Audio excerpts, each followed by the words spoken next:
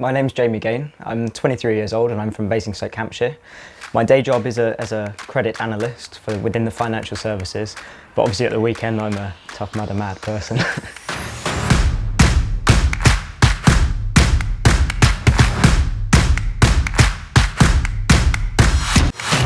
I developed a chronic pain condition about the age of 9. I was literally just walking around Disneyland with my parents. My feet collapsed from under me and I just found that I couldn't really walk very far. You know, I'd be able to walk a mile, I'd stop and I wouldn't be able to stand up again. And it went from a mile to half a mile to 200 meters to the point where I literally couldn't put any weight on either of my feet. So I was sent to a specialist for them to have a look at me, had loads of scans, loads of x-rays, and they diagnosed me with severe and chronic plantar fasciitis, which is actually quite a common condition, and it's basically just pain on the underside of your foot. And it often goes with physiotherapy, injections, and then in extreme cases, surgery. And I had so many surgeries to try and rebuild my foot, but it just didn't do anything. And I was then left with a different condition called convex regional pain syndrome, CRPS, which is basically when the nerves in your body don't match up with the pain. So you get a cut, say for instance, and your brain sends a signal to that cut and says, this is a painful area. And then when that cut then heals, the signal stops. And then your body goes, okay, that's healed and you can carry on. Whereas with CRPS, what happens is you get that cut, your brain sends those signals, and even when that cut is healed, your brain is still sending those signals. And of course, because it's painful, you then go, okay, well, I'm not gonna go anywhere near that cut. And then in time, your body goes, oh, well, he's not going anywhere near it, so we'll just shut off your circulation, we'll shut off, and we'll just make everything more painful, which is basically what it was. So I was in a wheelchair all the time. I couldn't put any pressure on my right foot at all. I couldn't wear shoes or socks. I couldn't get it wet. I literally couldn't do anything with it at all. And when I was about 16, I went to the surgeon and they said to me, well, we've got this operation, this we can do. And then if those don't work, then we've got amputation down the road. And I went, it's not down the road, I want it right now. And I fought pretty hard for it. And then it took me 6 years to convince them that it was the right thing to do. So I had to have lots of different types of counselling, had to visit amputee centres, had to speak to all the prosthetists in the world, basically, to try and convince them that amputation was the right thing for me. And even though I'd gone through all of those things, it was scheduled for the 5th of July last year, turned up with my family, and then 10 minutes before it was due to happen, they cancelled it. So they said that it wasn't the right thing to do. They wanted evidence that I'd had all these surgeries, which I had, but at that point, I think my amputation was something like my 36th surgery. Bearing in mind I'm 23 years old, or I was 22 when I had it done. That's quite a lot of surgery. So fortunately, my perseverance paid off and I fought back. It took me 10 weeks to convince them that I was ready, and it was then done at the end of September last year. My recovery really wasn't easy at all. They told me about 4 weeks in hospital. I then got a big infection on my stump, and when they amputate their leg, what they do is they flap the muscle back round to protect the end of the bone. Where I had an infection, that muscle then dropped off the end of the bone, and my bone is very exposed at the end of my stump. So I spent 2 months in hospital trying to heal that, and I was discharged in late December last year. I was discharged with a prosthetic leg that didn't fit at all. I was using 2 sticks to walk. I couldn't weight bear very much on my stump. Life was pretty difficult. I tried to think about what I was going to do. They talked about having revision surgery, and the NHS wouldn't give me revision surgery with certain surgeons, and then the clinic suggested another surgeon that wouldn't do it for me. I was just being passed on from surgeon to surgeon, trying to find someone to do it for me. And eventually I found someone, but they wouldn't be able to operate until September, the end of September. So I had, 9 months of, well, what am I going to do? I don't have a prosthetic leg. Yes, I'm not in any pain now. I've had my leg off. I'm much more able, I can shower, I can stand up, I can do everything, but actually I can't walk and I can't run. So that's when I first approached Blatchford's clinic, and I said to them, this is the situation I'm in. The NHS have said that they won't give me a prosthetic leg until I've had surgery. Will you please give me one? And fortunately, they were really good. They gave me a fantastic deal, and I was then fitted with a prosthetic a few weeks later. In May, I went travelling through Spain for 3 weeks in my all-terrain wheelchair, and I did that. And as soon as I came back, I thought, right, this is it. This is me to go on my prosthetic. So then I started my prosthetic training. So that was kind of beginning of June, and then when you have an amputation, obviously your stump is quite big, and over time, as you use it more, your stump reduces in size, and therefore your socket doesn't fit anymore, so you need continuous sockets. So it's getting to that point then where my socket was too big, it wasn't fitting, and I was looking at kind of running, and I then approached Blatchford's again and said, I want to run, you know, what can I do? And they said, we'll give you a blade.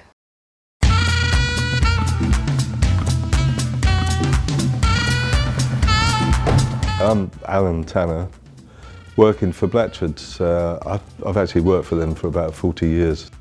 I met Jamie about 3 months ago, I guess it was about 3 months ago. I made him one socket, which he got on with really well. Just about 3 weeks ago, he rang me, said, oh, I want to do a Tough Mudder. I've never even heard of what that is, you know.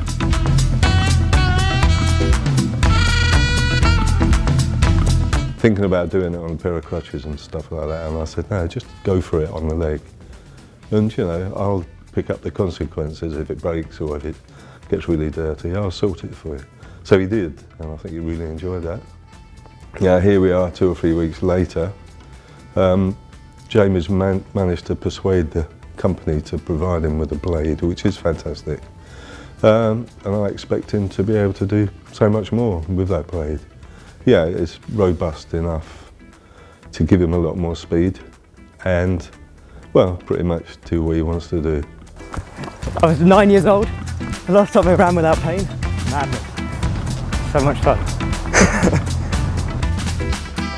It was amazing. You know, the first time I put it on, I was able to run.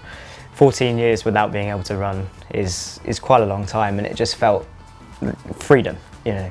Just being able to put one foot in front of the other, for one thing, is very strange, but at speed is incredible. And it was incredibly comfortable, and I'm really grateful to Blatchford's for giving me the opportunity and giving me this amazing Blade XT.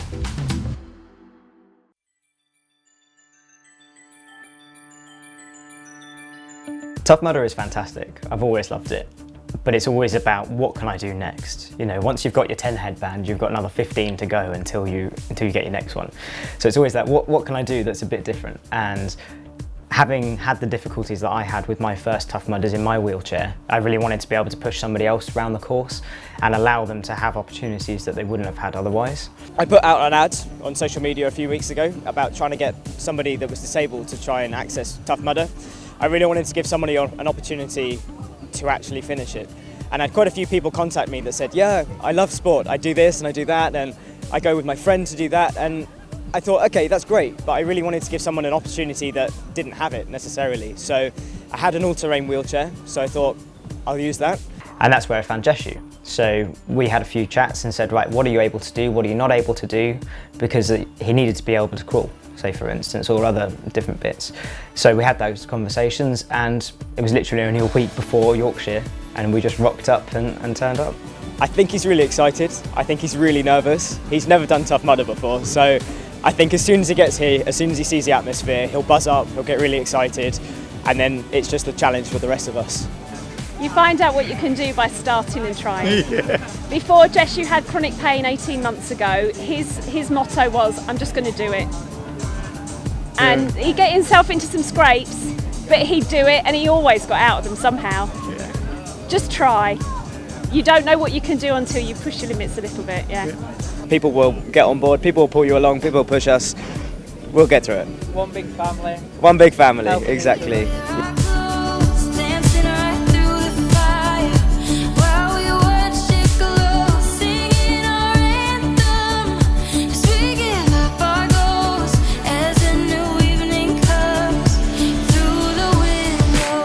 I really enjoy being able to give somebody an opportunity to succeed, to be able to do something that they wouldn't have done. And just seeing other people come up to me and say, great job, that's amazing, you know, that gives me the drive and the motivation to keep going, to keep pushing him.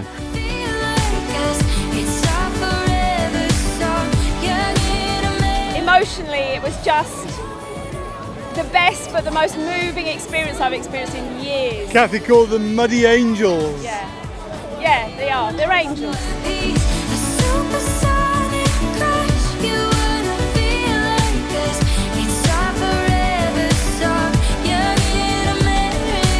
So we had loads of people that just would come and help for maybe 10 metres, maybe 20 metres, even sometimes we had someone for a mile, and then they just pop off again. It was great. I mean, the great thing about Tough Mudder is it's your own individual challenge. So for them, that mile that they pushed Jeshu from, that might have been the hardest bit of the course, but I can tell you that it would have been the funnest bit of the course. Don't hold back. Tonight is all we have. The sky is going black. So come. And then at every obstacle, we just took the time and thought, right, how are we going to do this? And it was about educating people as to his disability. So he couldn't put any pressure on his feet. And naturally, if you're pushing someone up a wall, that's what you want to do. So we just said, right, how are we going to do it? I'll educate you, don't put any pressure on his feet, we'll put pressure here, let's push him up, let's do this. We just got it done. It was just one of those things, we got to every obstacle, thought about it, and got over it.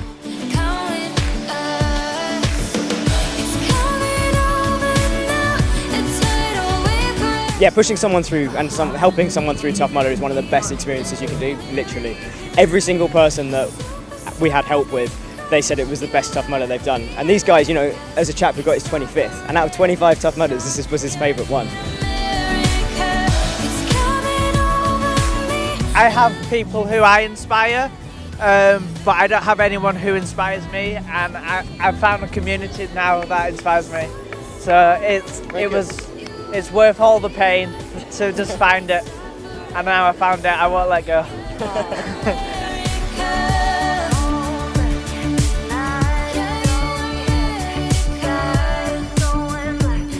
We went through the finish line with, I don't know, maybe 10 of us, just people that we'd met along the way.